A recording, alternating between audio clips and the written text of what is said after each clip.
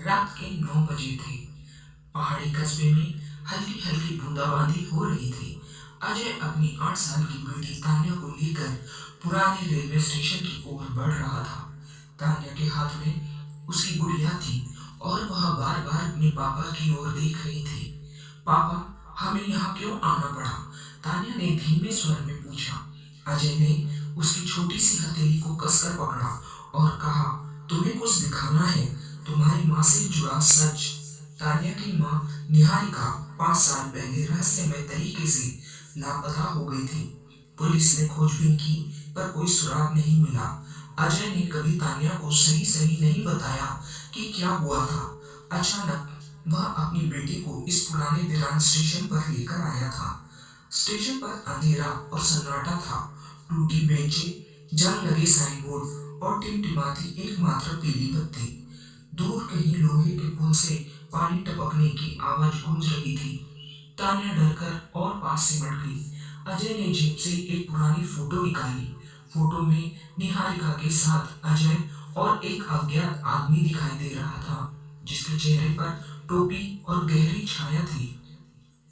अजय बोला, तान्या, ये फोटो तुम्हें कभी नहीं दिखाया क्योंकि मुझे खुद नहीं पता था यह आदमी कौन है। लेकिन पिछले हफ्ते मुझे एक चिट्ठी मिली। उसमें कोट की जेब से कागज का टुकड़ा निकाला। उस पर टाइप किए अक्षर थे, अगर अपनी पत्नी का सच जानना चाहते हैं तो रात 9 बजे पुराने स्टेशन पर आओ। तान्या की आंखें फैल गई। माँ! अचानक पीछे से किसी के कदमों की आहट आई। दोनों मुड़े। लंबा दुबला आदमी कोट और हैट पहने खड़ा था। उसके हाथ में चमकती टॉर्च थी। उसने कहा, अजय, इतनी देर लगा दी? अजय चौंका। तुम कौन हो? आदमी ने हल्की हंसी हंसी। तुम मुझे नहीं जानते, लेकिन मैं तुम्हारी पत्नी को बहुत अच्छी तरह जानता हूँ। तान्या डर से अजय के पीछे छुप गई। साफ साफ बताओ, निहारिका कहाँ है? अजय गरजा। आदमी ने जेब से मोबाइल निकाला और स्क्रीन पर एक वीडियो चलाया। उसमें निहारिका किसी कमरे में बैठी थी, घबराई हुई। तुम्हारी पत्नी जिंदा है, उसने कहा, लेकिन सच जानने की कीमत होती है। क्या तुम उसे चुकाने को तैयार हो? अजय की मुट्ठियां भीग गई। तुम चाहते क्या हो? आदमी ने मुस्कुराकर कहा, मुझे वह डायरी चाहिए जो निहारिका ने तुम्हें दी थी। अजय ने चौंक कर तान्या की ओर देखा। तान्या ने अपनी गुड़िया कसकर पकड़ी थी। अजय ने फुसफुसाते हुए कहा, डायरी तुम्हारे पास है ना? तान्या ने सिर हिलाया। उसकी गुड़िया के अंदर ही वह डायरी छुपी थी। आदमी आगे बढ़ा। मुझे दो, वरना।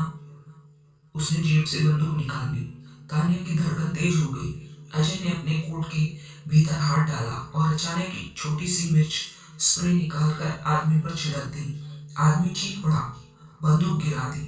अजय ने तुरंत तान्या को पकड़ा और प्लेटफॉर्म के पीछे की ओर दौड़ा। बरसात तेज हो चुकी थी। प्लेटफॉर्म के पीछे एक पुराना गोडाउन था। दोनों उसमें घुस गए।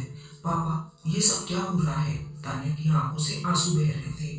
अजय ने हाफते हुए कहा, तुम्हारी माँ एक गुप्त एजेंसी के लिए काम करती थी। उसने ऐसे लोगों के खिलाफ जुटाए थे जो बहुत खतरनाक थे। ये डायरी उसी की सबूत है। तान्या अवाक रह गई। बाहर किसी की आवाज आई। वही आदमी कुछ लोगों के साथ गोडाउन में घुसा। अजय ने तान्या को धीरे से पीछे के छोटे दरवाजे की ओर धकेला। तुम बाहर निकलकर पुलिस को फोन करो, मैं इन्हें रोकता हूँ। नहीं पापा, तान्या चिल्लाई। अजय ने सख्ती से कहा, तान्या, अब वही करो जो मैं कह रहा हूँ। तान्या भागती हुई बाहर गई। बारिश में भीगते हुए उसने मोबाइल निकाला और 100 डायल किया। अंदर आदमी और उसके साथी अजय को घेर चुके थे। डायरी दो, आदमी गुर्राया। अजय ने धीरे से कहा, पहले मेरी पत्नी को छोड़ो। आदमी हंसा। उसकी चिंता छोड़ो, पहले डायरी दो। अजय ने डायरी वाली गुड़िया बाहर फेंकी। आदमी ने उसे पकड़ा। उसी समय दूर से पुलिस की सायरन की आवाज आई। आदमी चौंक गया। अजय ने मौका देखकर लोहे की रॉड उठाई और उसके हाथ से बंदूक झटक दी। पुलिस के आते ही बाकी गुंडे भागने लगे। आदमी को पुलिस ने दबोच लिया। तान्या पुलिस के साथ अंदर आई। पापा, वह दौड़कर अजय की गले लग गई। पुलिस ने बताया कि आदमी का नाम राघव है, जो अंतरराष्ट्रीय तस्करी और ब्लैकमेलिंग के केस से वंचित था। निहारिका को उसने एक गुप्त जगह पर कैद कर रखा था। 2 दिन बाद पुलिस के छापे में निहारिका को सुरक्षित निकाल लिया गया। निहारिका अस्पताल के कमरे में तान्या का हाथ थामे बैठी थी। अजय पास की कुर्सी पर था। तान्या ने माँ से पूछा, माँ, आपने सब क्यों छुपाया? निहारिका ने उसकी हथेली चूमते हुए कहा, क्योंकि सच्चाई तुम्हें खतरे में डाल सकती थी, लेकिन अब सब खत्म हो गया। अजय ने हल्की मुस्कान से के साथ कहा, सच अधूरी तस्वीर की तरह था, आज पूरी हुई। कमरे की खिड़की से धूप अंदर आ रही थी। बाहर पुलिस की गाड़ियां खड़ी थी और एक नया सवेरा सबके जीवन में उतर रहा था।